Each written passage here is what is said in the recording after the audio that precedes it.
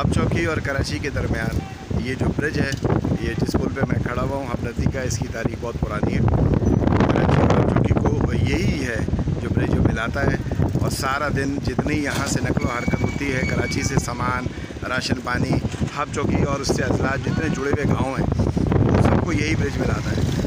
और इस ब्रिज की हालत खस्ता है बहुत ज़्यादा। पहले भी मुख्तलिफ खबरों में बताया गया, लास्ट ईयर इसकी सारी इंस्पेक्शन करवाई गई, लेकिन हर दफ़ा की मौके की रिपोर्ट आ जाती है कि जी सब सही है, लेकिन इसके पुश्ते नीचे हिल चुके हैं।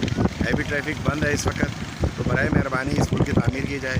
और पानी मैंने आपको दिखा दिया कि पानी बह के समंदर में जा रहा है, लेकिन कराची वालों को पानी नहीं मिल रहा। ओवर स्पेल हो चुका है, डैम भर चुका है, 3 साल की पोजीशन हो चुकी है, उसके बावजूद अभी भी जो है ना यहाँ पर पानी जो है ना नहीं दिया जा रहा। तो खुदारा कम अज़ कम जो लोग कराची में परेशान हैं, टैंकर माफिया से ले रहे हैं, आपसे मेहरबानी दरख्वास्त है कि बराए मेहरबानी आप इनको जो है ना पानी दें, ताकि ये पानी यहाँ नदी में बहाने से बेहतर ये है कि आप इसे कराची वालों को पानी दें। Thank you.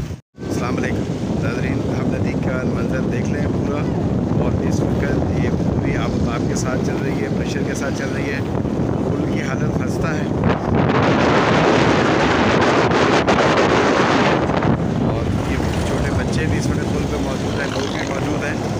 लेकिन सिलसिला ये है कि पानी बह के समंदर की तरफ जा रहा है, लेकिन इसको कराची की तरफ पानी नहीं बहा दिया जा रहा। कराची में अभी भी लोग पानी को बरस रहे हैं। ओवर स्पेल करके पानी यहाँ तो बहा जा रहा है और समंदर में जा रहा है, लेकिन कराची को फिर भी पानी इस वक्त अवेलेबल नहीं है।